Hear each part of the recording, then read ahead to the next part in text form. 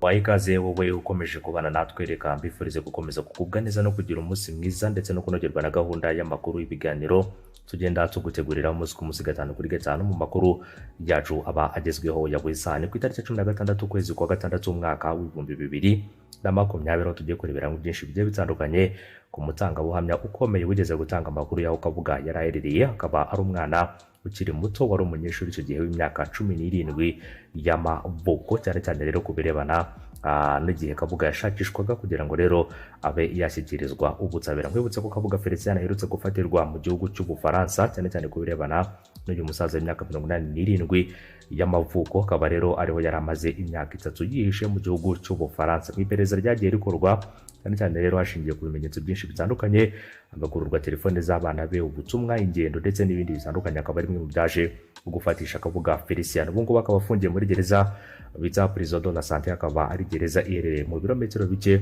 uvuye mu mujyi wa Paris ho mu gihugu cy'Ubufaransa. Akaba yarafatiwe mu gace bita Assigny-sur-Seine hari mu gihugu cy'Ubufaransa mu igorofa rya gatatu ahagana ku isaha 11:30 za mu gitondo. Akaba rero aribwo ikipe ikomeye y'abajandarumari b'Ubufaransa aribo bagiye gufata Kabuga Felicien. Ngira ngo rero inshuro amaze kwitaba ubutabera mu cyumweru gishize, akaba aribwo hafashwe umwanzuro uko rero Kabuga agomba gushyikirizwa urwego rwasigariyeho urukiko mpuzamahanga mpanabyaha, cyane cyane kuburanishwa ibyaha bitandukanye akurikiranyweho, birimo rero uruhare rukomeye yagize muri jenoside yakorewe abatutsi mu mwaka w'1994. Umutangabuhamya rero ukiri muto cyane watanze amakuru kuri Kabuga, akaba rero ari umwana w'umunyeshuri witwa Dani wari ufite imyaka 17 y'amavuko. Ngo umunsi umwe yari arimo rero aragenda mu gace ka Livingstone, hanyuma imodoka nyinshi zishinzwe umutekano zikaba zaraje kumunyuraho zirinzwe ku buryo bukomeye cyane, hanyuma rero zinjira mu nzu yibuka neza. Ngo yabonye umugabo wambaye amadarubindi n'ishati y'amabara agenda hagati y'imodoka ebyiri za guverinoma, yabonye isura yizi ariko ntiyamenya neza amazina ye. Yakomeza avuga ko abashinzwe umutekano icyo gihe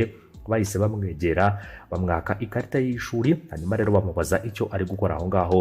Ngo bamusabye kumushyira mu modoka kugira ngo bamusubize ku ishuri. Dani asubizanya rero ikinyabupfura arabyanga, agize ati rero sinzi ikintu cyanjemo ko nagenda ubutagaruka. Icyo gihe rero yafashe mu mutwe plaque zose z'iyo modoka ndetse na za adresse z'uwo muhanda icyo gihe yari arimo aranyuramo. Ngo Dani wari urangajwe rero ishinga no gukurikirana neza amasomo ye, ntabwo yigeze atekereza kuri iyo sanganya cyane. Ni mu gihe rero kuri we ngo abifata nko kurokoka, kuko abo bashinzwe umutekano bari batwaye ibyangombwa bye, baramuburiye rero ko bazi neza aho bamusanga igihe bamushakisha. Hashize rero iminsi, Dani yaje kubona mu kinyamakuru itangazo ryatanzwe n'uwitwa Prosper na bagenzi be rivuga ko umuntu rero ushakishwa ku ruhare rwe muri jenoside. Ngo umusore yatangiye guhuza iyo foto yabonye n'umugabo kuri mu kigero cy'imyaka 60 y'amavuko. Yabonye icyo gihe umutima utangira gutera, ngo kwirukira muri cyber cafe yandikira rero email yari yarabonye umuntu yatangaho amakuru. Yagize ati rero nari mfite imyaka 17, natekerezaga ko ndi gukora ikintu cyiza, natekerezaga ko ntomboye, ntabwo rero natekerezaga ko nishyize hagati y'ibibazo mpuzamahanga. Ku ruhande rundi cyangwa se ku rundi ruhande, Ambasaderi Prosper i Washington nawe rero ngo ntabwo yararyamye. Yagize ati rero twahoraga turi intambwe imwe inyuma ye, twashoboraga kubona amakuru y'inzu Kabuga abamo, nyuma tukaza gushiduka yagiye. Yahoraga rero aburirwa irengero. Mu buhamya rero bwe yakaba yarerekanye email ya Dani itanga amakuru kuri Kabuga, niko rero guhita ahamagara uwitwa Galo amumenyesha umukozi wa FBI. Icyo gihe rero yari mu rugendo ajyanye muri Kenya imashini ya prova cyangwa se imashini yitwa polygraph igenzura ukuri kw'ibyo umuntu avuga. Kugira ngo rero amenshi mugunda kureba amafilime, iyo mashini marayizi, ni mashini bagucomekaho hanyuma ibyo uvuga byose bikagaragaza niba uvuga ukuri cyangwa se niba ubeshya. Isuzuma rero ryo kureba ukuri kw'amakuru yatanzwe ryakorewe mu nyubako zakoreragamo ambasade hafi ya parike ya Nairobi. Uwitwa Garo ndetse n'uwitwa Prosper bavuze ko rero batsunguwe n'ibisubizo FBI yanzura ko Dani na William Nuhe byo bavuga ko rero kuri Kabuga Felicien byari ukurizo rero cyangwa se iza no gutahura ko uwitwa Boyi amaze igihe kinini abeshya abayobozi bo hejuru muri Amerika. Garo rero yagize ati ikintu cyari kimpangayikishije icyo gihe nuko rero uwitwa Charlotte agenzura polisi ya Kenya, ndetse rero ko namenye ko n'uwitwa William ndetse na Dan bari gukorana natwe, bazi rero kuba cyangwa se ngo baza kuba bari mu kibazo. Iyo rero biza gutahurwa ko barimo barakorana n'aba bagabo bombi. Yagishije inama Prosper kuri telefone na ambasaderi witwa Carson William Brenick. Hanyuma rero uyu nguyu akaba yari umuyobozi wungirije muri ambasade. Hanyuma uwitwa Paul Hayes akaba rero yarakoreraga FBI, yashinzwe ibijyanye n'amategeko ndetse n'ubutasi. Itsinda ryashyizweho rikaba ryanakizeho amabwiriza ajyanye n'umutekano, harimo uwitwa rero Garo yagomba buri gihe, uyu nguyu rero witwa Garo yagombaga buri gihe kujya yimura aba batangabuhamya aho batuye buri minsi igera kuri 3. Munuhe na Dan rero bakaba batari basanzwe baziranye, bahawe telefone bazajya bavuganiraho n'abanyamerika. Bari rero biteze ko bazahabwa igihembo mu gihe amakuru batanze yaba atanze umusaruro. Ibikorwa byo guca muri yombi Kabuga Felicien muri Kenya byatangiye gushyuha umunsi kundi ku itariki ya 28 Ugushyingo mu mwaka wa 2022. Abantu bakorana na Al-Qaeda bakaba baraturikirije igisasu kuri hoteli yitwa Paradise hafi ya Mombasa. Abantu 13 bahita bitaba Imana. Mbere y'icyumweru Daniel Arap Moi akaba yarakiriwe muri White House. Perezida Bush amwakira neza ndetse amuratsa ibigwi muri ambasade muri Kenya.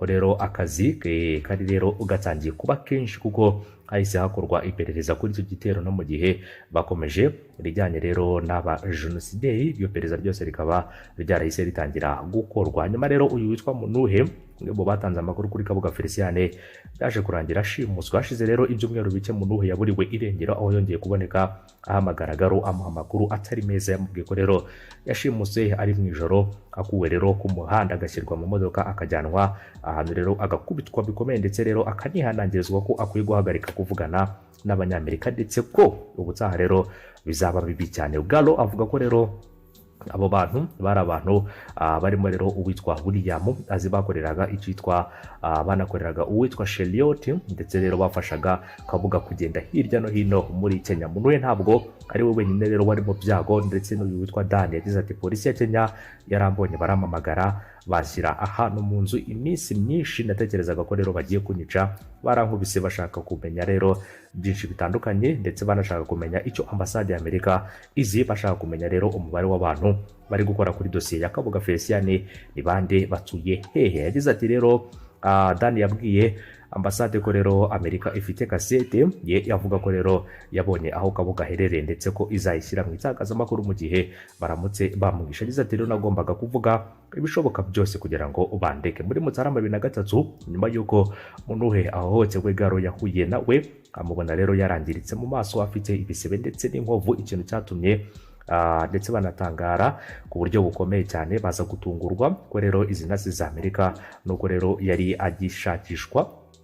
Ikindi kandi agishishikajwe no kuba Kabuga Felicien yafatwa kugira ngo abone igihembo cye kubirebana n'uyu Munuhe wari umwe rero mu batanze amakuru y'aho Kabuga Felicien yari aherereye. Munuhe rero yasobanuye ko abakozi ba Charlotte bamenye rero ibijyanye n'igihembo cy'amafaranga ndetse ko bashaka nabo kuyaryaho. Ni ibintu rero byatunguye Garo, uburyo rero abo bantu bari baherutse gushimutsa Munuhe none bakaba bashaka cyangwa se ngo bakaba bashaka kuyimwungukiraho. Gusa nanone ngo ntabwo abanyamerika batunguwe cyane kuko bari bazi neza gahunda y'abanyakenya kuri Kabuga Felicien, gusa bemera neza ko bashyiraho rero igihembo mu gihe ibintu byagenda neza. Gahunda rero yari yoroshye. Abo bantu ba Charlotte bagombaga kuzajyana Kabuga mu rugo rwa Munuhe kumusura, hanyuma yahagera Munuhe agahamagara ambasade ya Amerika igahita ihagera igacya muri yombi Kabuga Felicien. Garo yagize ati naratekereje nti ubu ngubu rero tugiye gufata uyu mugabo, n'umuntu rero wazengurutse ibi bihugu byose nta guhanwa. Twatekereje rero tuti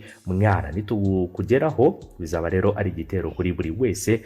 Garo rero hamwe n'abandi bashinzwe umutekano bakoranye n'intumwa yihariye mu by'umutekano witwaye Yesu n'umwungirizi we, bakora itsinda rigamije guca muri yombi Kabuga Felicien. Ni nkaho rero ibintu byose byari mu murongo kuko hari rero abantu bagera kuri 2 batanze amakuru yizewe batajya, cyangwa se akaba ari amakuru batakibiragamo, cyangwa se na amakuru batangaga ariko nanone batari bizeye neza. Gusa uruhare rwabo bonyine ahubwo na raporo zitandukanye z'ubutasi zagaragaza ko Kabuga Felicien yakomeje ubucuruzi bwe afatanyije n'umuntu wa hafi wa Perezida Daniel Arap Moi uherutse kwitaba Imana mu gihugu cya Kenya. Nyuma rero urupfu rw'uyu umutangabuhamya muntu yindi urupfu rwaje gutungurana cyane kubera ko baje gusanga yitabye Imana mu nzu rero yaraho cyangwa se aho yari aherereye, bakaba baraje kuhasanga imbabura icanye mu nzu rero uyu musore yabagamo. Bikavuga ko iyo mbabura rero ngo ari imwe mu zamwishe, nyamara akaba yaraje kwicwa n'abantu batigeze bamenyekana azira gutanga amakuru